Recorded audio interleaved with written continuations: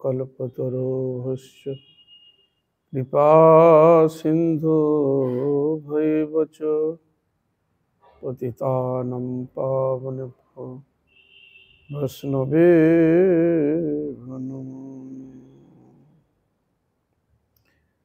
नित्यानंद नमस्तुभ्यं प्रेमानंद प्रदायिनि कलौ कल्मषनाशाय जन्मभवतये नमो नमो महावदन्नाय कृष्ण प्रेम प्रदायते कृष्णाय कृष्ण चैतन्य नाम्ने गौरतिसे नमः। हे कृष्ण करुणा सिंधो दीनबंधो जगत्पते गोपेश गोपिका कांतराधा कांत नमोस्तुते तप्त कांचन गौरांगी राधे वृंदावनेश्वरी वृषभानुसुते देवी प्रणमामि हरिप्रिये वृंदावै तुलसी वै प्रिया वै केशवस्य च कृष्ण भक्ति प्रदे देवी सत्वत्तये नमो पांचाकल्पतरुभ्यश्च कृपा सिन्धुभैव च पतितानं पावनेभ्यो वैष्णवेभ्यो नमो नमः। नारायणं नमस्कृत्य नरं चैव नरोत्तमं देवीं सरस्वतीं व्यासं ततो जयमुदीरयेत् तमादिदेवं करुणानिधानं तमालवर्णं सहितावतारं पारसंसारसमुद्रसेतुं भजामहे प्रदेशामृतम्। श्री कृष्ण चैतन्य प्रभु नित्यानंद श्री अद्वैत गदाधर शिवासादि गौर भक्तवृंद हरे कृष्ण कृष्ण कृष्ण हरे हरे हरे राम राम राम हरे हरे।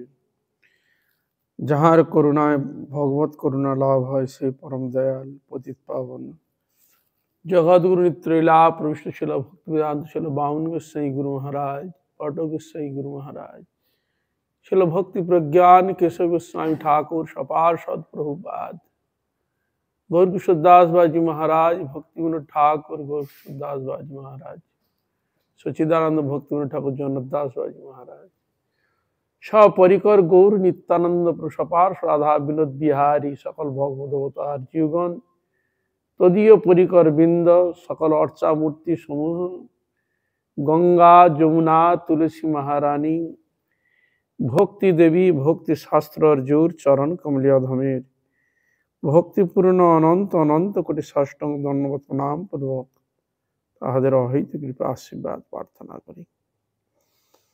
परम पूजनीय वैष्णव वृंद उपस्थित श्री श्री हरिकथा श्रवण पिपासु भक्त वृंद आमी सकल भक्तबृंदेर श्री चरण कमलिया धमेर যথাযোগ্য दंडवत প্রণতি জ্ঞাপন করি। আপনারা কৃপা করুন আশীর্বাদ করুন যেন নিত্যকাল হরিগুরু বৈষ্ণবের মহিমা গুণগান কীর্তন করে আমার নরাধম পাপিষ্ট জন্মকে যেন ধন্য করতে পারি। হইয়াছেন হইবেন প্রভুর যত দাস সবার চরণ বন্ধু দন্ত করে। জয় হোক জয় হোক জয় হরিগুরু বৈষ্ণবের জয় হোক जय विश्ववासी जय हो राधा गोविंद जय हे राधा गोविंद हे गौर हरि हे कृष्णचंद्र कृपा कर सकलेर पुष्प दृष्टि कर सकलेर मंगल विधान कर प्रभु तुम्हार साधन भजने तुम्हार आराधना तुम्हार चरण आकर्षण कर प्रभु। जय श्री राधे जय श्री राधे। আমরা শিল ভক্তি সিদ্ধান্ত সরস্বতী ঠাকুর প্রভুপাদের উপদেশ রত্ন শতক থেকে শ্রবণ করছি। মায়ার দুর্গের মধ্যে থেকে একটা লোককেও যদি বাঁচাতে পারো, তাহলে অনন্ত কোটি হাসপাতাল করা অপেক্ষা অনন্ত গুণে পরোপকারের কাজ হবে। শিল ভক্তি সিদ্ধান্ত শ্রী ঠাকুর প্রপাত বলছেন, এই যে মায়ার দুর্গের মধ্যে আমরা সকলে রয়েছি, এই দুর্গের মধ্যে শুধু কি মনুষ্য হলেই হওয়া যায়? বলছে না, যত প্রকার আমরা যোনি লাভ করেছি, কীট পতঙ্গ আদি থেকে অন্ডজ, ছেদজ, উদ্ভিজ, জরায়ুজ, ভূমিজ, যত প্রকার আমরা জন্মগ্রহণ করেছি, মনুষ্য আদি জরায়ুজ, সকলকে এই মহামায়ার দুর্গের মধ্যে আসতে হয়েছে। এটা হচ্ছে মহামায়ার দুর্গ।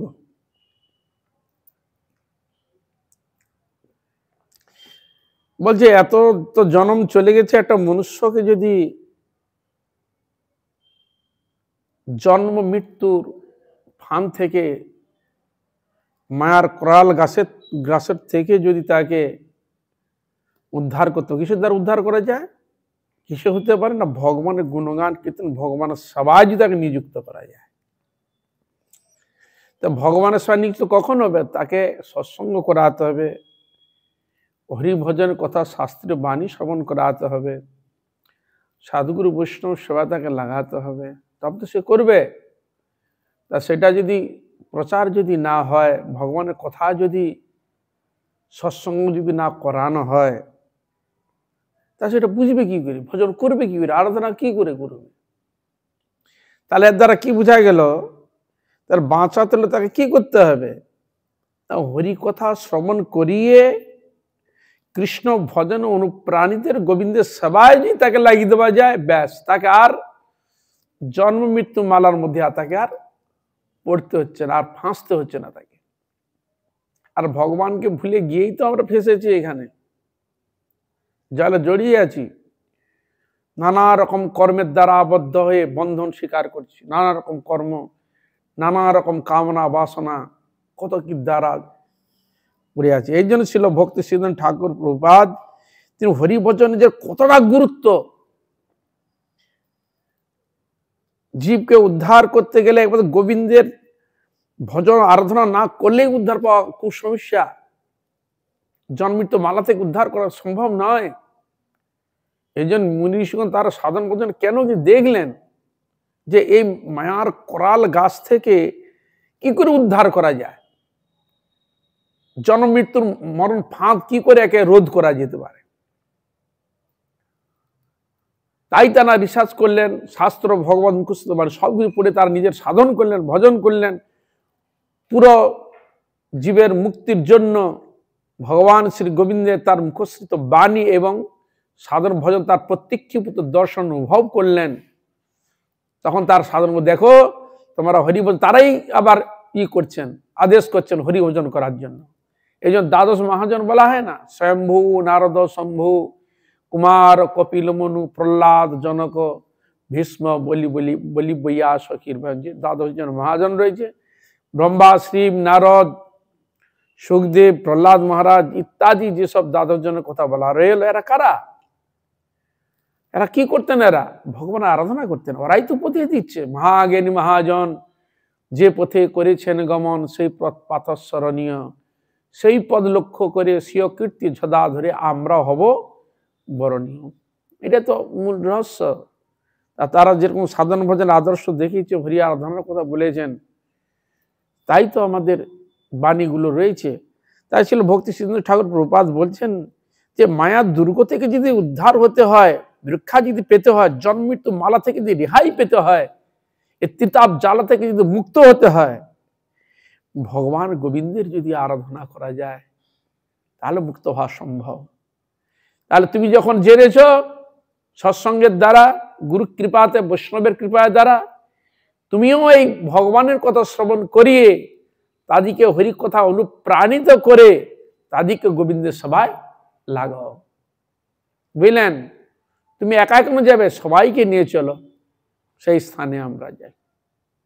তাই কৃষ্ণ যদ্দত্ত্বা ন নিবর্তন্তে তদ্ধামং পরমং মম। হে অর্জুন, যেখানে গেলে আর আসতে হয় না, এই জন্য বলছে যেখানে গেলে আর আসতে হয় না, সেটা হলো আমার ধাম। তা সেখানে নিয়ে যাওয়ার জন্য তা ভগবান বলে আমার ধাম, তা আমার ধাম যাবে কি করে? আমার ধামে যাবে কি করে? আমার গুণগান, আমার কীর্তন, আমার সাধন, আমার প্রীতি বিধান করলে তুমি অবশ্যই যেতে পারবে। এই জন্য ভগবান বলে দৈবী ধেষা গুণময়ী মম মায়া দূরত্বয়া মাম এব যে প্রপদ্যন্তে মায়ামিতাম তরন্তি। আমার এই মায়াকে অতিক্রম করতে কেউ পারে না, জন্মিত মালা থেকে চক্র থেকে বেরিয়ে আসতে কেউ পারে না।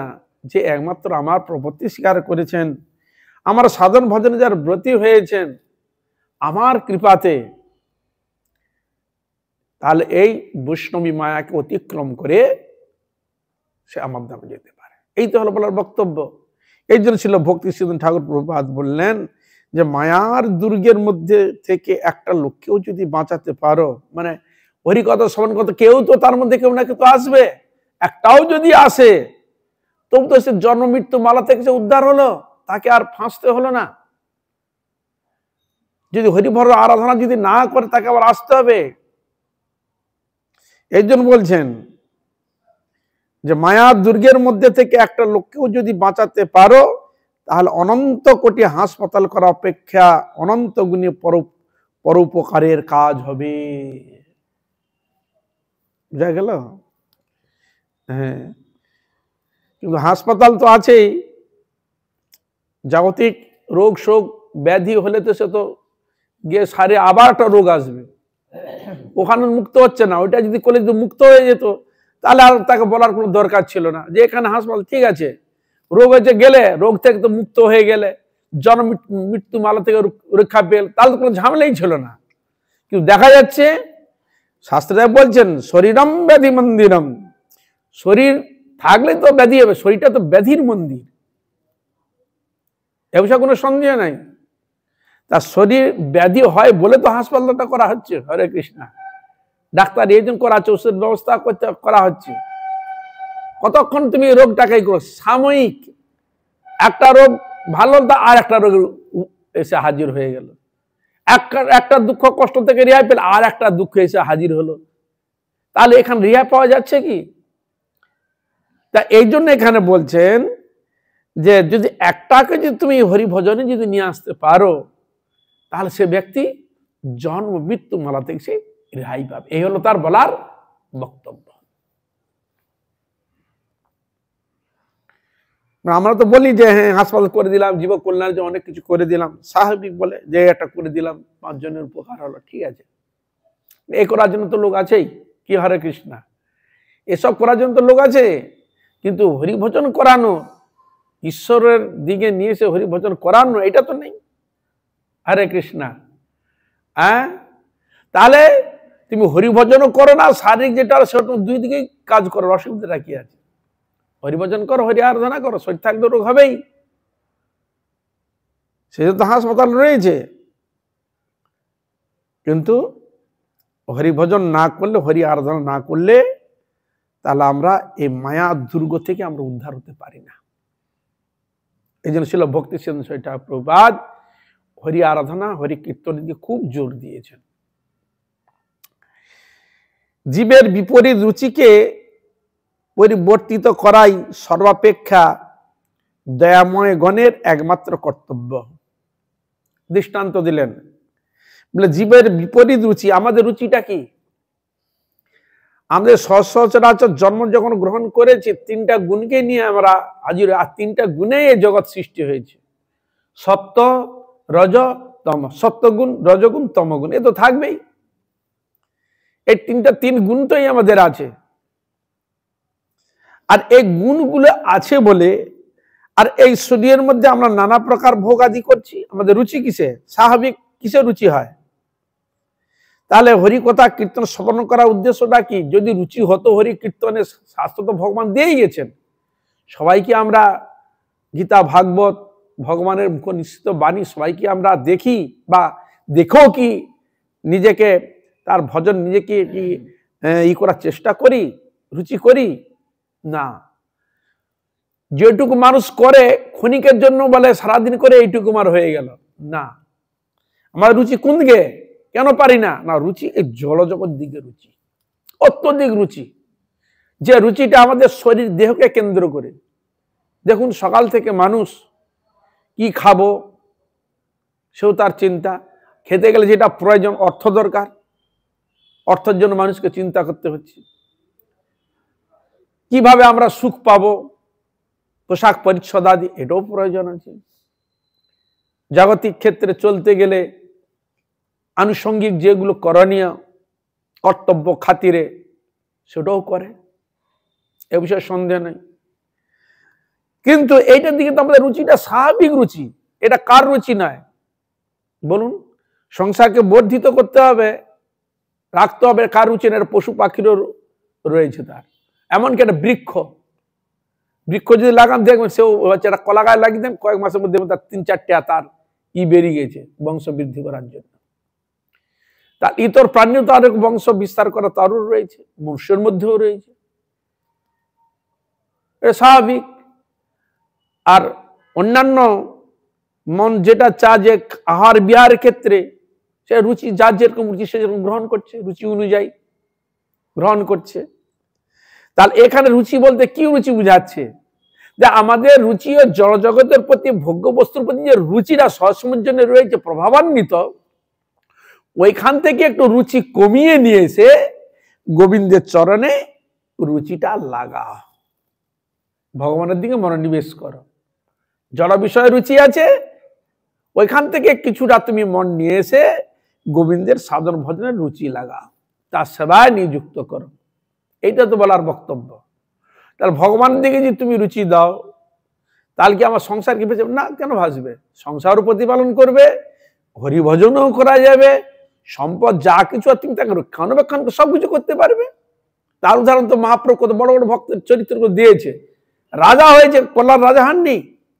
ধ্রুব মহারাজ কি তিনি রাজা ছিলেন না? না অম্বরীশ মহারাজ রাজা ছিলেন না?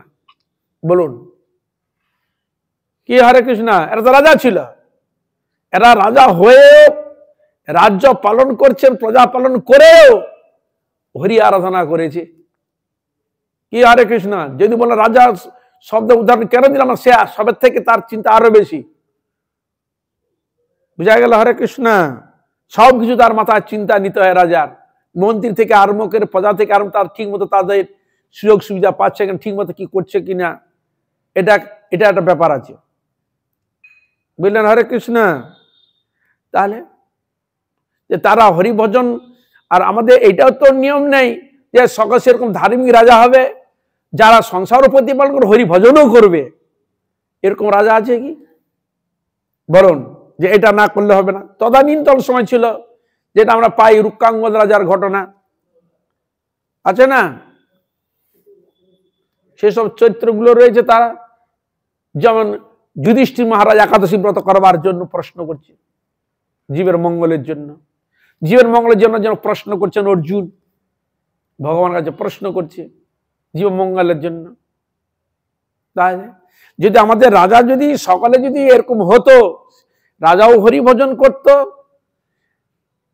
আর হরি আরাধনা করত, রাজাকেও পরিচালনা করত, এবং প্রজার মধ্যে এটাও থাকতো, প্রজাগণ সকলেই তোমরা হরি আরাধনা করবে, এর মধ্যে হরিভজনও করবে এবং সংসার প্রতিপালন করবে, এরকম যদি হতো তাহলে আর কোনো প্রশ্ন ছিল? তাহলে সবটাই হরিভজন সকলে সেরকম করত।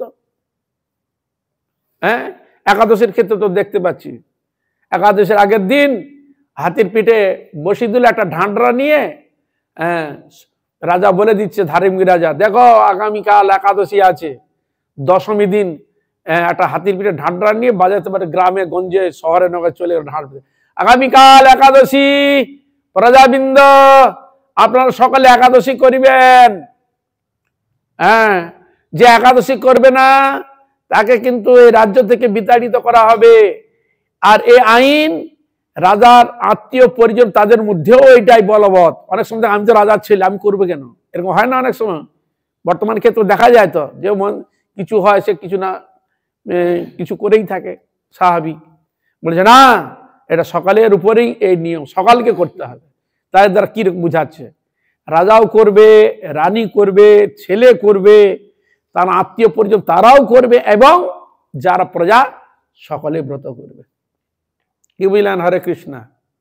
তা নাহলে অম্বরীশ মহারাজ তিনি তো নিজে হাতে ভগবানের নিজে মন্দির মার্জন করছেন। বর্তমান সংসার থাকতে গেলে মন্দির পূজার জন্য আলাদা লোক লাগছে, এসব লাগে কিনা? সংসার তার বিভিন্ন কাজ লাগে। অম্বরীশ মহারাজ নিজে মন্দির মার্জন করছেন, নিজে বাসন মাজছেন, নিজে সবজি আমান্য করছেন, নিজে ফুল তেল ভগবানের মালা গাচ্ছেন, নিজে ওর মধ্যে রাজ পরিচালনা করছেন, ওর মধ্যে হরি ভজন করছেন, ওর মধ্যে সব করছেন।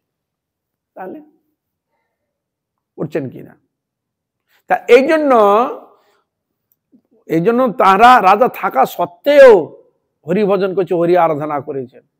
তার এরকম যদি আমাদের প্রত্যেকটা প্রদেশের মধ্যে গ্রামে সকলে যে এরকম মুখিয়া সবাই যে হরি ভজন করতো, তাহলে সকলে কারোর মধ্যে হিংসা বিদ্বেষ থাকতো কি?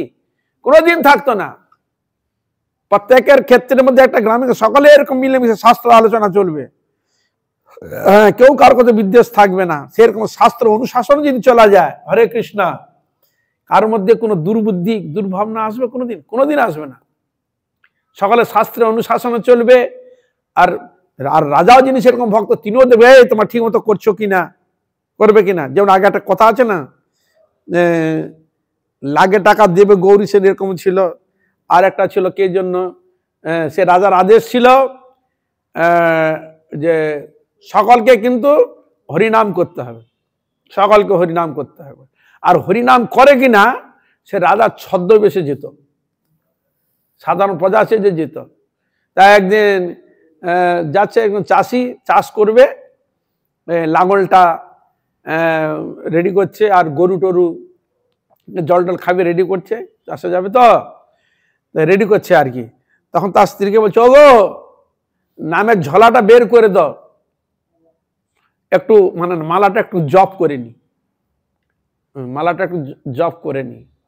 ওটা শব্দটা কি ছিল আমার ঠিক মনে আসছে না এই মুহূর্তে। কিসের বেগার দেবান, এটা কিরকম শব্দ একটা ছিল, রামসিংহের বেগার। যাই হোক, এটা দাও একটু, মানে মালাটা একটু জপে নি।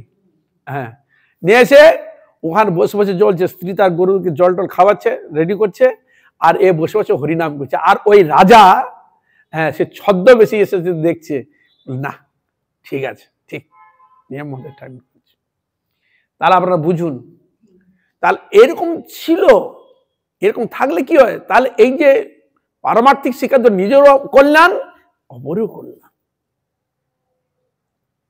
এরকম ছিল আগে ভারতবর্ষে, এরকমই ছিল। প্রত্যেকটি গ্রামে গঞ্জে, অঞ্চল অঞ্চল, প্রত্যেকটা জায়গাতে, প্রত্যেকটা ক্ষেত্রে এরকম শাস্ত্র আলোচনা হতো। আপনি শিক্ষা লাভ করেছেন, আপনি 2-5 জন, যেমন ছাত্র অনেক বাড়ি দেখায় না, যে মাস্টার আছে 2-5 জন যারা গরিব দুঃখী আছে তাদেরকে নিয়ে বিনা পয়সা পড়ি এরকম ছিল না? তখন এরকম ছিল। ব্রিটিশেরা এসে দেখলো এই ভারতের মধ্যে যে সম্পদ আছে তো আমাদের মধ্যে নেই। হ্যাঁ, ও তখন ঘুরে ঘুরে ঘুরে ঘুরে ঘুরে ঘুরে পরে তখন বলছে না, তখন এদের স্কুল তখন আলাদা করে স্কুল করলো, ওইখানে যেতে হবে, আর পড়াশোনাটা আলাদা করে দিল। ওই থেকে যেই ঢুকলো এই সব তুলে দিল, ধীরে ধীরে ধীরে তুলে দিল। আগে গ্রামে গঞ্জে এরকম ছিল, পড়াশোনা এরকম ছিল, উন্নত ছিল, এত উন্নত বর্ণিত রয়েছে তা। বোঝা গেল? হরে কৃষ্ণ। তাহলে এরকম যদি হতো, সকলে হরি নাম করতো, সকলে হরি ভজনে থাকতো, তাহলে এরকম ধার্মিক রাজা তো হওয়া উচিত। তাহলে তা এর জন্য এখানে, তাহলে এটা তো হবেই না। কলিকাল তো তার বিপরীত হতে যাবে, এ বিষয়ে কোনো সন্দেহ নেই। তাহলে এরকম আমাদের রুচিটা আছে, তা সেরকম যে ধার্মিক রুচিটা সেই ঘুরে দিতে পারে। হ্যাঁ, যেটুকু কিছুটা হচ্ছে, যারা সাত্বিক আহার বিহার করছে গুরুবর্গ, তারা প্রচার গিয়েছিলেন মহাপ্রভুর অশেষ কৃপায়। হ্যাঁ, কিছুটা ভোগের দিকে রুচি ছিল অনেক, এখন কিছুটা রুচি গোবিন্দের দিকে দিয়ে সাত্বিক আহার বিহারের দ্বারা হরি ভজন, তার কেউ কিছুটা করছে, কেউ হরিনাম করছেন, গোবিন্দের দিয়ে প্রসাদ পাচ্ছেন, প্রসাদ ভোজি হচ্ছেন, তার মধ্যে তার ছেলে পুলে মেয়েকে শিক্ষা আদি দিচ্ছেন, তৈরি করছেন তাদেরকে। কি বুঝলেন? হরে কৃষ্ণ। হ্যাঁ, তা এই জন্য ছিল ভক্তি সিদ্ধান্ত, সেটা প্রভুপাদ দেখুন তাদের এই বলছে এরকম জীবের রুচি সম্পূর্ণ জড় বস্তুর ভোগের প্রতি খুব রুচি, ওদের রুচি একটু ঘুরাতে হবে। কোন দিকে ঘুরাতে হবে? ঈশ্বর অনুরাগের দিকে ঘুরাতে হবে, যাতে হরিভজন করে। সংসারে থাকা ক্ষতি নাই, সংসার থেকে হরিভজন করো না, যেমন গৃহস্থ আমাদের ভক্তরা তা করছে না। তাহলে এরকম করতে করতে ওরা দেখবে সংসারের থেকে যে হরিভজন করে, যে ছেলে মেয়েরা আছে ওরা ভোজন না করলেও একটু তো ঠাকুরকে দেখে একটু প্রণাম তো করছে, একটু প্রসাদ তো পাচ্ছে, একটু চরণামৃত তো পাচ্ছে কিনা। তাহলে ধীরে ধীরে ধীরে ওদের আত্মকল্যাণটা করতে হবে, তাহলে উভয় শিক্ষাটা ঠিক থাকবে। এই জন্য ছিল ভক্তি সিদ্ধান্ত ঠাকুর প্রভুপাদ বলছেন যে জীবের বিপরীত রুচিকে পরিবর্তন করাই সর্বাপেক্ষা দয়াময় গণের একমাত্র কর্তব্য। বলে দয়াময় গণের একমাত্র কর্তব্য, যার সত্যি সত্যি জীবের আত্মকল্যাণ করতে চান অবশ্যই জীবের মধ্যে কৃষ্ণ ভক্তি অনুরাগে রঞ্জিত করিয়ে গোবিন্দের সেবায় নিযুক্ত করার চেষ্টা করুন। মহাপ্রভু চেষ্টা করুন, হরিদাস ঠাকুর নিত্যান্ত কিছু প্রচার করে সবাইকে নিয়ে এসেছিলেন। মহাপ্রভু দক্ষিণ ভারতে গেলে অনেক মহাপ্রভুর কৃপাতে অনেক বৈষ্ণব ভক্ত হলেন, নিত্যানন্দ প্রভুর কৃপাতে অনেক হলেন, রূপ সনাতন আদি সকলে তারাও এই বৃন্দাবন থেকে বিভিন্ন তারা অনুরাগী ভজন করলেন মহাপ্রভুর সময় সব ভক্ত। এই জন্য আমার আজ্ঞা গুরু হইয়া তারও এই দেশ, মহাপ্রভু আদেশ করে দিলেন যে তোমরা করো। তো এই জন্য গুরুবর্গরা তারা ধীরে ধীরে ধীরে ধীরে ধীরে ধীরে প্রচার প্রসারের দ্বারা ধীরে ধীরে এইভাবে প্রচার করলেন। এই জন্য ভক্তি সিদ্ধান্ত ঠাকুর প্রভুপাদ দেখলেন যে জীব তো সহজে রুচি বদলাবে না, সহজে করবে না, প্রচার না করলে তো এরা বুঝবেও না, জানবে না। তাই তিনি মঠ মন্দির করলেন। তদানীন্তন সময় সংসার আদি যারা করতো তার বনে গমন করতে হয়, বন পাবে কোথায়, কলিকাল বন পাবে কোথায়, তাহলে তারা আশ্রমে থেকে হরিভজন করবে। কিন্তু তৎপূর্বে যারা ছিলেন ভজনানন্দী তারাও সব একদিকে যায়নি, যে থেকেছেন কুটির করেছেন হরিভজন করেছেন এইটুকু, কিন্তু প্রচার হয়নি তাদের দ্বারা। তিনি দেখলেন প্রচার যদি না করা যায় এরা হরিভজন করবে কি রে, উদ্ধার হবে কি করে, তা তিনি মঠ মন্দির করলেন। তার ভক্তি সিদ্ধান্ত ঠাকুর 64টা মঠ করেছিলেন, 64টা ই করেছিলেন। হ্যাঁ, 64টা মঠ করে ওই ওই জায়গায় এলাকায় সকালে প্রচার করেছে, এলাকায় গ্রামে গঞ্জে বিভিন্ন জায়গায় প্রচার করেছে। যেমন আমাদের শীতকালে কয়েক মাস ছিল ভক্তি বেদান্ত পটক গোস্বামী মহারাজ, কয়েক মাস, মাসের পর মাস সবসময় প্রচারে থাকতেন। তাদের কিছু জিনিস গোবিন্দের সেবা লাগিয়ে দোলে হাতে নিয়ে আসতেন, মহাপ্রভু ধাম পরিক্রমা করাতেন এবং ভজনে তাদেরকে নিয়ে আসতেন, সবকিছু করাতেন। ধীরে ধীরে তাদের রুচি বদলাতে হবে ঈশ্বরের অনুরাগ করে। তা এই হলো কথা। তা এই জন্য ইনারা যদি না করতেন হতো কি, তাহলে বিদেশে মহাপ্রভুর কথা তিনি এটাও ভেবেছিলেন সার্থকতা কত, পৃথিবীতে আছে যত নগরাদি গ্রাম সর্বত্র প্রচার হইবে মোর নাম। তা মহাপ্রভু কি ভারতের বাইরে গিয়েছেন? যাননি। তার পৃথিবীতে প্রচার কি করে হবে? তাই তার পরিকরগণকে তৈরি করে তিনি পাঠিয়েছিলেন বিদেশে, বুঝলেন, বিদেশে পাঠিয়েছিলেন, অনেককে পাঠিয়েছিলেন। গোস্বামী সারঙ্গ গোস্বামী মহারাজকে পাঠিয়েছিলেন, ভারতী মহারাজকে পাঠিয়েছিলেন, তীর্থ মহারাজকে পাঠিয়েছিলেন, বনদেব গোস্বামী মহারাজকে পাঠিয়েছিলেন। এরা আরো কিছু ওগুলো তৈরি করেছে। তারপরে ছিল ভক্তি সেটা প্রভুপাদের মধ্যে ভক্তিবেদান্ত স্বামী মহারাজ ইস্কনের যিনি প্রতিষ্ঠাতা, উনি গিয়ে এবার ধীরে ধীরে গোটা বিশ্বে ধীরে ধীরে প্রচারের মাধ্যমে সেগুলো বিস্তার করলেন। তাই ইনারা যদি না করতেন হতো কি বলুন না? আমাদের নারায়ণ মহারাজ গিয়েছিলেন, সন্ত গোস্বামী মহারাজ গিয়েছিলেন, এখনো তো যাচ্ছে, অনেকে যাচ্ছে, আমাদের গুরু ভাইরা অনেকে গিয়েছে, বিভিন্ন জায়গায় গিয়েছে, তা চলছে এখন বিদেশে।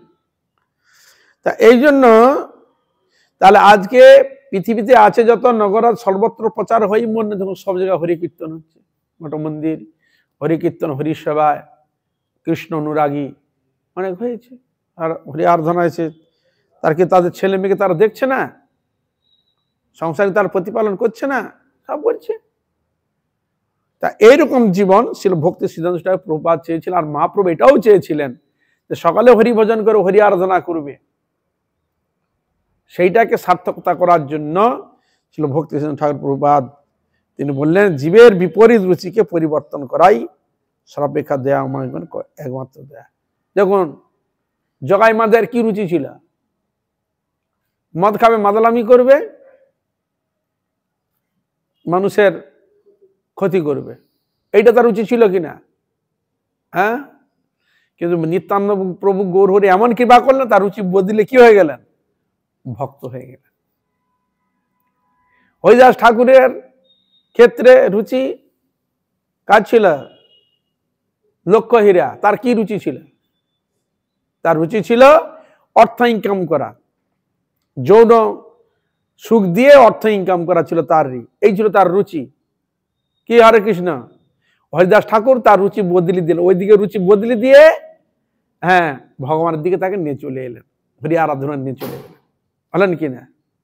গ্রামে গঞ্জেও এমনও দেখা গিয়েছে যেসব জায়গা খুব গরিব, অর্থ পায় না, যেটুকু পায় কাজ করে এলো, মদ খেয়ে পড়ে আছে, যেখানে সেখানে পড়ে আছে, গালিগাল গাছ মুখে কিস্তি করেছে। বৈষ্ণবগণের প্রচারের কৃপাতে এরকম অনেক ঘরের এরকম ব্যক্তি তাহারা রুচি বদলে নেশা ভ্যাংসা ওইসব ছেড়ে দিয়ে ভালো শুদ্ধভাবে এসেছে, বহু উদাহরণ রয়েছে। তারপরে বাল্মীকি নিশ্চয়ই আপনারা শুনেছেন, কি ছিল? ডাকাতি করতো, রত্নাকর ডাকাতি করতো। তো দেখুন, ভক্ত তার রুচিকে বদলে ভক্ত করে নিয়ে চলে এলেন। এই জন্য আমাদের যেসব রুচিগুলো আছে অসৎ রুচি, এই রুচিগুলোকে পরিবর্তন করে ঈশ্বর অন্যদিকে রুচি নিয়ে আসতে হবে। আর ভগবান তো বলেই দিয়েছে, তোমার খাওয়ার খুব ইচ্ছা, বহু কিছু ভাবনা চিন্তা রয়েছে তোমাদের মধ্যে, হ্যাঁ ভগবানের নিবেদিত প্রসাদ খাও, খেলে কি হবে? তাহলে তোমার জুহা যে রসনার যে ব্যাপার, গোবিন্দের কৃপায় সেগুলো সব ঠিক হয়ে যাবে। এই যে সেখানে বলছে, মহাপ্রসাদে গোবিন্দে নাম ব্রহ্মণি বৈষ্ণবে স্বল্প পুণ্যং বতাং রাজন বিশ্বাসনৈব জায়তে শরীর বিদ্যা জাল জড়েন্দ্রিয়তায় কাল জীবে ফেলে বিষয় সাগরে তার মধ্যে জুহায়তি লোভময় সুদূরমতি তাকে যে তা কঠিন সংসারে কৃষ্ণ বড় দয়াময় করিবারে জুহা জয় সপ্রসাদ অন্ন দিলা ভাই। তাহলে জীবের যে রুচি অন্য বস্তু জিনিস গ্রহণ করা, মহাপ্রসাদ খেলে গোবিন্দের কৃপাতে প্রসাদের দিকে তার মন নিবেছে, তাহলে তার জন্মান্তর যেসব দুশ্চরিত্র যে রুচিগুলো চেঞ্জ হয়ে গিয়ে গোবিন্দের দিকেই তার মন নিবেশ হয়ে যাবে। এটা তো চেয়েছেন। সে অন্নমৃত পাও রাধা কৃষ্ণ গুণ গাও প্রেমে ডাকো চৈতন্য নিতাই, এটাই তো বলা রয়েছে। তা এই জন্য ছিল ভক্তি সিদ্ধান্ত ঠাকুর প্রভুপাদ বললেন যে জীবের বিপরীত রুচিকে পরিবর্তিত করাই সর্বাপেক্ষা দয়াময়ের একমাত্র কর্তব্য। যারা দয়া করেন তাদের একমাত্র কর্তব্য রুচিটাকে ঘুরানো। আমরা তো আরও দেখছি গোস্বামীগণের চরিত্রে, সিদ্ধ বাবাদের চরিত্রে অনেক সময় মানুষের মধ্যে সবগুলোর সত্তরজ তমাদি গুণাদি তো রয়েছে। অনেক সময় রাস্তায় চলতে চলতে বহু কিছু জিনিস মনের মধ্যে উঁকি মারে, ঝুঁকি মারে। খাওয়ার যদি ভালো মন্দ হয় জিভের জল আসে কি না? হ্যাঁ, সেন্ট এসে গেলে খুব সুন্দর সেন্ট, জিভে জল এসে যায়, আস্বাদন করা হৃদয় ভাব জাগে। বহু কিছু যেরকম হয় কি না, ও ছাড়া আর তো অনেক কিছু আছে। তাই সিদ্ধ বাবাদের এরকম মাঝে আসছে, সেটা একটু জিভের লালসা জল এসে গেছে, বলে দাঁড়া, মনটা ওই দিকে গেছে, খুঁজছে কি? নিম গাছ খুঁজছে। নিম গাছ কেন? রুচিটা ওকে কি রুচি দিবে? নিম পাতা খাওয়াবে, খুব খাওয়ার ইচ্ছা, রসগোল্লা না দেখাচ্ছে।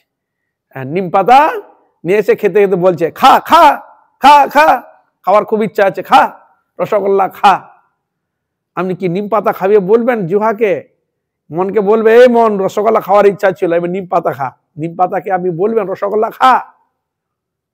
কিন্তু তিনি বলে দিচ্ছেন রসগোল্লা খা, এইটা হচ্ছে রসগোল্লা, এটা তোমার জন্য রসগোল্লা, এইটা হচ্ছে তোমার রসগোল্লা খাওয়া উচিত। কেন? জন্মান্তরে রুচিগুলো আমাদের থেকে গেছে, জীবভোগ বাসনা। এই বাসনাকে কৃষ্ণ উন্মুখী করার জন্য এই কার্য তাহারা করেছে, বুঝলেন? খাইবে শান্ত করলো, মনকে বুঝাচ্ছে। এমন শাস্ত্রে এটাও রয়েছে, মন খুব দুষ্টুমি হয় তো মনকেও শিক্ষা দেয়, এই জন্য নাম হচ্ছে মনশিক্ষা। গ্রন্থগুলো দেখতে পাবেন তার মধ্যে রয়েছে, ভজ ভজ তু মনরে রাধিকা কৃষ্ণ চন্দ্র। ওরে মন, তুই রাধা গোবিন্দের ভজন কর। হ্যাঁ, মনকে আবার বলছি, ওরে মন রুচি নহে কেন কৃষ্ণ নাম, কাকে বলছে? মনকে। ওরে মন রুচি নহে কেন কৃষ্ণ নাম, তবে জানি পূর্ব জন্মে আছে কত পাপ কর্মে, তে লাগে বিধাতা তোরে বাম। যদি শুনো অসৎ কথা ঘুমিতে চিয়াও তথা, শুনিতে বাড়ে কত রতি। দেখুন কেউ অসৎ কথা বলে এবার কান খাড়া করে শুনে, খুব আনন্দ ভোগ করে অসৎ কথা শুনলে। এই যে বলছে যদি শুনো অসৎ কথা ঘুমেতে চিয়াও তথা, শুনিতে বাড়ে কত রতি। যদি শুনো কৃষ্ণ কথা বজ্র যেন পরে মাথা, আর ঘুমিতে তল্লাশিত বালিশ। যখন হরি কথা শুনবে ঘুম এসে গেল, তখন একটা বালিশ হলে ভালো হয়। ঘুমে ঝুমে তল্লাশ বালিশ। এতক্ষণ এসব কথা শুনছিল, খুব আনন্দ করেছিল, যখন কৃষ্ণ কথা হরি কথা হলো তখন ঝুম এসে গেল, তখন একটা বালিশ হলে খুব ভালো। ঘুমে ঝুমে তল্লাশ বালিশ। চিন্তা করুন। হ্যাঁ, আমাদের রুচি এইগুলো কত রুচি মনের মধ্যে উকি মুকি তার কোনো ভাবনা করা যায়? হ্যাঁ, এর জন্য বলছেন ও তো জড় উন্মুখী রুচি রয়েছে, কৃষ্ণমুখী রুচি করবে। তার তথাপি গ্রহণ করবে, হ্যাঁ প্রসাদ খাও, তাহলে ওই জিহ্বার যে যথার্থ ক্রিয়া রুচি ঘুরাতে পারে কিসে? মহাপ্রসাদ। এই জন্য জগন্নাথ কলিযুগের মানুষ খুব ভোগী, খুব রসনা প্রিয় না, এই জন্য জগন্নাথ প্রসাদ রেখেছে, বুঝলেন? হরে কৃষ্ণ। এই জন্য প্রসাদ রেখেছে, ভালো মন্দ প্রসাদ, বুঝলেন? হরে কৃষ্ণ। যে প্রসাদ গ্রহণ করলে এই জড় জগতের বস্তু অন্যান্য বস্তু খাওয়ার আর মন যাবেই না, তা সেখানে রেখেছে আনন্দ বাজার।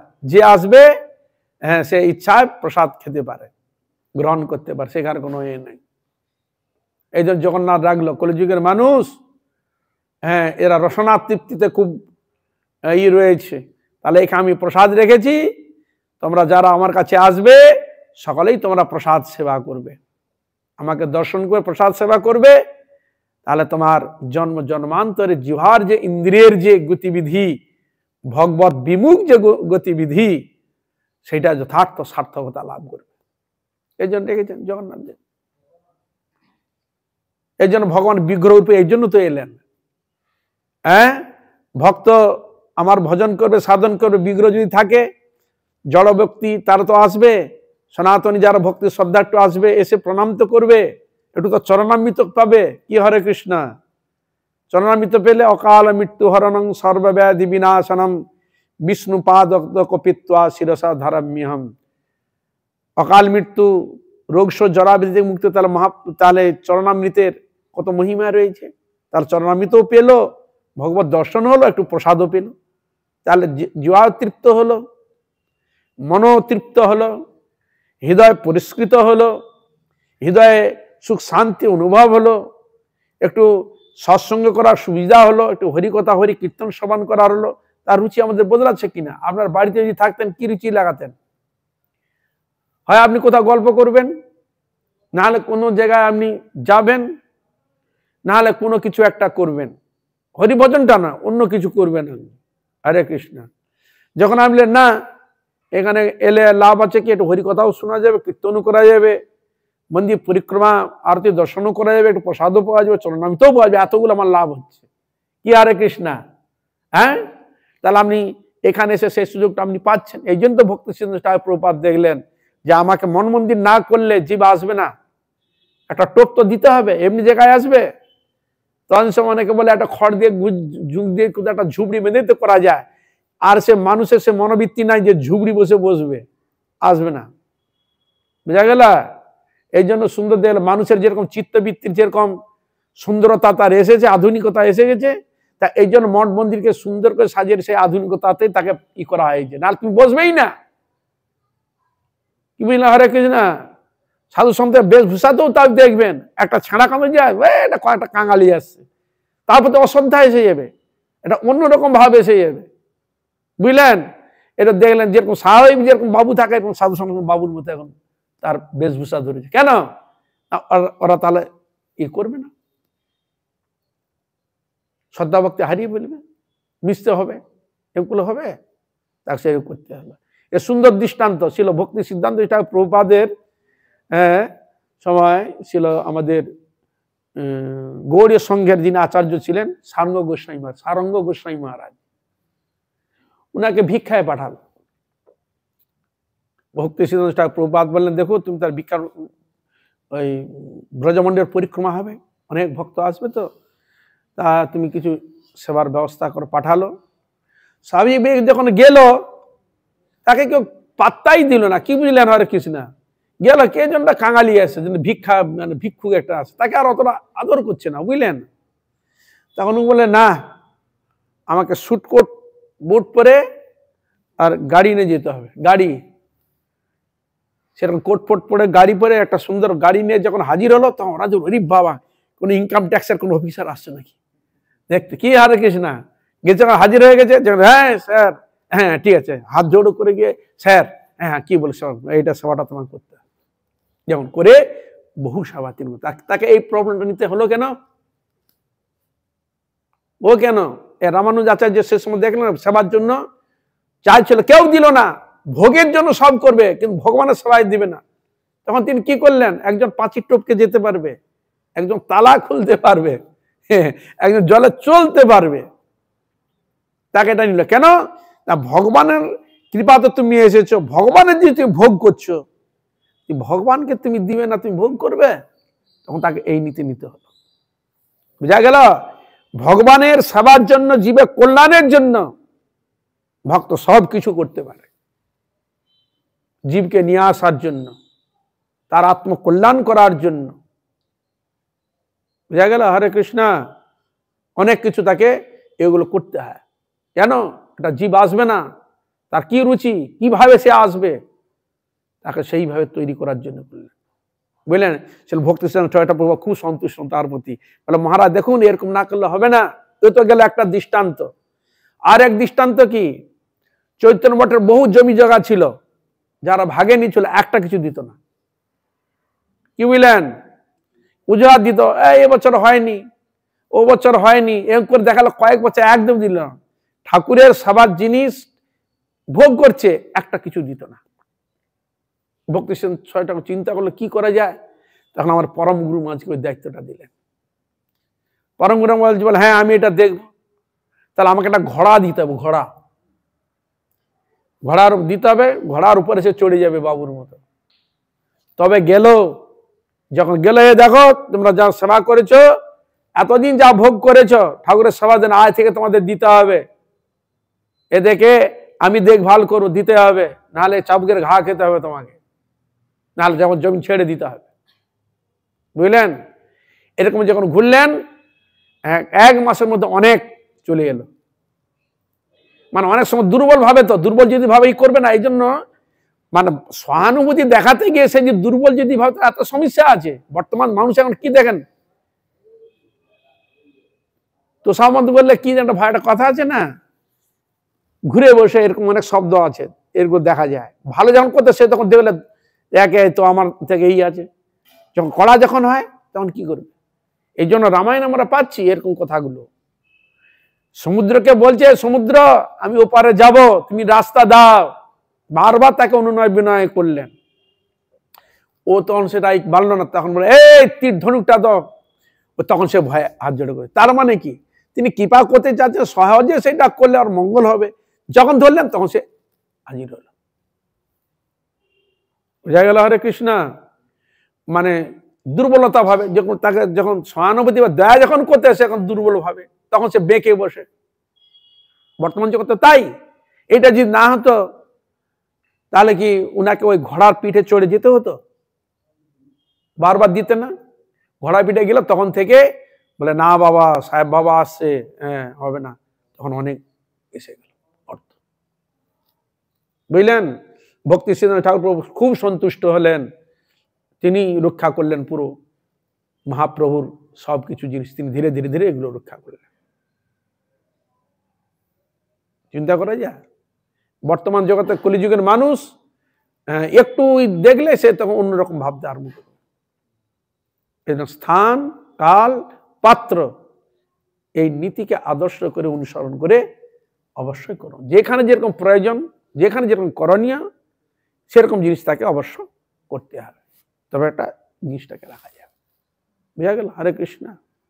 তা এই জন্য মৃত্যুর শেষ নিঃশ্বাস পর্যন্ত হরিসেবা প্রবৃত্তি হ্রাস করা কাহারও কর্তব্য নহে। কি বুঝলেন? হরে কৃষ্ণ। বলছেন মৃত্যুর শেষ নিঃশ্বাস, যতদিন তোমার নিঃশ্বাস আছে ততদিন তো হরিসেবাকে হ্রাস করা যাবে না। কি বুঝলেন? হরে কৃষ্ণ। করে যাবে যে আমার একটু হয়েছে, আমি একটু করে দেবো না, চেষ্টা করবে। যেটা পারছে এটা আলাদা কথা, যতবার চেষ্টা করবে। যে উদাহরণ পাচ্ছে হরিদাস ঠাকুর, তার বয়স অনেক হয়ে গেছে, মহাপ্রভু যখন দেখা করতে গেলেন, হরিদাস কেমন আছো? হরিদাস বলে আমার মন ভালো নয়। শরীর ঠিক আছে, মন ভালো নয়। বলে কেন ভালো নয়? না, আমি যে আগে 3 লক্ষ যে নাম করতাম ওটা আমি আর করতে পারছি না, এই জন্য মনটা আমার ভালো নয়। কি বুঝলেন? হরে কৃষ্ণ। মহাপ্রভু তাকে কি বলেছিলেন? হরিদাস, তুমি তো সাধনা সিদ্ধি লাভ করেছ। কি বুঝলেন? আমরা বুঝতে পারি আমি সাধনা সিদ্ধি লাভ করেছে কিনা, কিন্তু মহাপ্রভু বলে দিলেন তুমি সাধনা সিদ্ধি লাভ করেছো, তাহলে এখানে কনফার্ম। হ্যাঁ, তাহলে একটু অল্প করো। শরীর তো, মন আমাদের বুড়ো হয় না, বুড়ো হয় শরীর, দেহ। দেহ যখন অপারগ হয়ে যায়, মন কোনোদিন অপারগ হয় না। মন সবসময় চাঙ্গা থাকে, মন বুড়ো হয় না। তখন মহাপ্রভু বললেন দেখো তোমার শরীর তো বৃদ্ধত্ব প্রাপ্ত হয়েছ, আগের মতো তো করা সম্ভব হয় না, তুমি সিদ্ধি লাভ করছো, একটু কম করো না। তার দ্বারা কি বোঝা যায়? এই জন্য যাবৎ আছে প্রাণ দেহে আছে শক্তি, তাবৎ করহ কৃষ্ণ পাদ পদ্মে ভক্তি। যতক্ষণ আমার প্রাণ আছে, যতক্ষণ আমার হৃদয়ে সেরকম যতটুকু শক্তিমান প্রাণ আছে, তত সে ভজন করেই যায়। ভজন সে কোনোদিন ছাড়বে না। যে 80 হয়েছে বলে ছেড়ে দিবে, ক্ষমতা রয়েছে, করতে পারবে, ছেড়ে দিবে, তা না। যিনি ভগবানকে ডাকেন যতক্ষণ আমার প্রাণ আছে ততক্ষণ আমি হরিনাম, হরি কীর্তন, হরি সেবা আমি ছাড়বো না। হরে কৃষ্ণ। এই হলো বক্তব্য। বুঝা গেল? হরে কৃষ্ণ। এই জন্য বলছেন মৃত্যুর শেষ নিঃশ্বাস পর্যন্ত হরিসেবা প্রবৃত্তি হ্রাস করাও কর্তব্য নহি।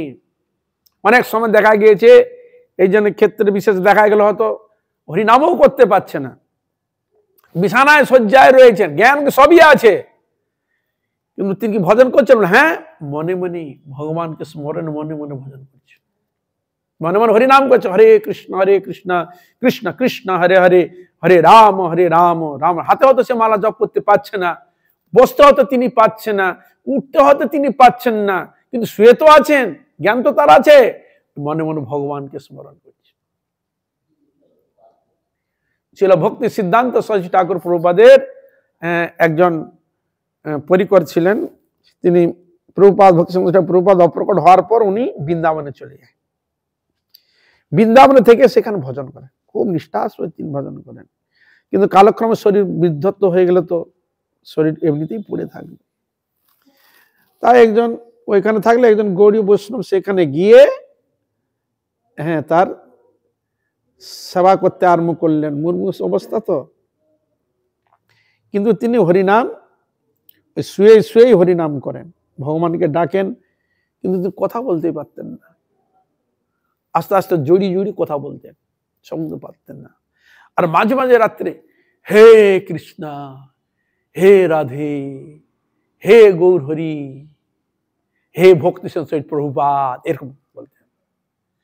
তো সেবা ওখানে রয়েছে, বারবার বলছে তুমি এরকম মাঝে মাঝে করো কেন? তখন বলে আমি প্রভুপাদকে দেখতে পাই, কৃষ্ণকে দেখতে আমার কাছে এসেছে, তার কাছে প্রার্থনা করছে ঠাকুর তুমি এবার তোমার চরণ আমার স্থান। ভগবান বলছে আমার ভক্ত সাধন করতে করতে যদি জ্ঞান হারিয়েও যদি ফেলে, এই অবস্থায় যদি থাকে, আমি তার হৃদয়ে প্রকটিত হয়ে তাকে আমি দেখা দিই, নিতাই গৌর প্রেমানন্দে। ওই অবস্থায় তার এরকম বলছে আমি প্রভুপাদকে দেখছি, আমার কাছে এসেছে, এই জন্য প্রভুপাদকে নিবেদন থাকুক গুরুদেব, তোমার চরণে আমাকে স্থান দাও। গৌরহরিকে দেখছেন, তুমি আমায় কৃপা করো গৌরহরি। রাধা গোবিন্দকে দর্শন করছেন, আমায় কৃপা করো। এরকম 2-4 দিন বলতে বলতে তিনি দেহ রেখে দিলেন। নিতাই গৌর প্রেমানন্দে। বুঝলেন? হরে কৃষ্ণ। হরি আরাধনা, হরি গুণগান কীর্তন করতে ভগবান তার ভক্তকে কোনো ইন করেন না, তাকে শেষ মুহূর্ত অবস্থা তাকে দর্শন দেন, হৃদয় বসে মানস পটে তাকে দর্শন দেয়, সবকিছু তিনি করেন। মানে হরি জাতা নন তিনি, হ্যাঁ, মানুষের মতো বেঈমান নয়। ভগবান, হ্যাঁ, প্রথম থেকে সময়ের জন্য তিনি আমাদের কাছে আছে, থাকবেন, ভূত ভবিষ্যৎ বর্তমান আছে, থাকবেন, রয়েছেন সময়ের জন্য। এই বিশ্বাস, এটা অনুভব কখন হবে? এই সাধুগুরু বৈষ্ণব সদা হরিভজন করতে, নিষ্ঠার সঙ্গে হরিভজন করতে করতে ভজনের ক্ষেত্রে লাস্টের দিকে এগুলো তখন অনুভব আসবে, তবে তো। তাই এই জন্য বলছেন, যিনি হরিনাম হরি কীর্তন করছেন, যতক্ষণ তার নিঃশ্বাস আছে ততক্ষণ তিনি হরিভজন ছাড়েন না, করে যান। আর সেইটাই তিনি বলছেন, মৃত্যু শেষ নিঃশ্বাস পর্যন্ত হরিসেবা প্রভৃতি হাস করা কারো কর্তব্য নহে, মানে করে যাবে। অনেকে ধারণা, এতদিন তো করলাম, এবার না করলে হবে, এই ভাবনা নিও না। ওই জন্য বললাম, হরিদাস ঠাকুর এরকম তিনি বলেছিলেন। মহাপ্রভু বললেন যে তুমি তো সিদ্ধি লাভ করেছো, একটু কম বল। তিনি চাচ্ছেন না পূর্বের মতো করতে, এটাই স্বাভাবিক কথা। তাই এই জন্য তাহলে সেই সব প্রভুপাদের চরণে, হরিদাস ঠাকুর চরণে সকল বিশ্ববাসী সকল ভক্তবৃন্দের চরণে দণ্ডবত প্রণাম। আমরা কৃপা করুন, আশীর্বাদ করুন, যেন এইভাবে হরিগুরু বৈষ্ণব মহিমা গুণগান কীর্তন করতে যেন পাপিষ্ঠ জন্ম ধন্য করতে পারে। বাঞ্ছা কল্পতরুভ্যশ্চ কৃপা সিন্ধু ভয়েবচ পতিতানাং পাবনেভ্যো বৈষ্ণবেভ্যো নমো নমঃ। রাম হরে Ram, Ram Ram Hare Hare, Hare Krishna, Krishna Krishna, Hare Hare, Hare Rama, Rama Rama, Hare Hare. Hare Krishna, Krishna Krishna, Hare Hare, Hare Rama, Rama Rama, Hare Hare. Hare Krishna, Krishna Krishna, Hare Hare, Hare Rama, Rama Rama, Hare Hare. Hare Krishna, Krishna Krishna, Hare Hare, Hare Rama, Rama Rama, Hare Hare. Hare Krishna, Krishna Krishna, Hare Hare, Hare Rama, Rama Rama, Hare Hare. Nitai Gour Hari বল, হরি বল, হরি বল, হরি বল। নিতাই গৌর হরি বল, হরি বল, হরি বল, হরি বল। তাই গৌর হরি বল, হরি বল, হরি বল, হরি বল। নিতাই গৌর হরি বল, হরি বল, হরি বল, হরি বল।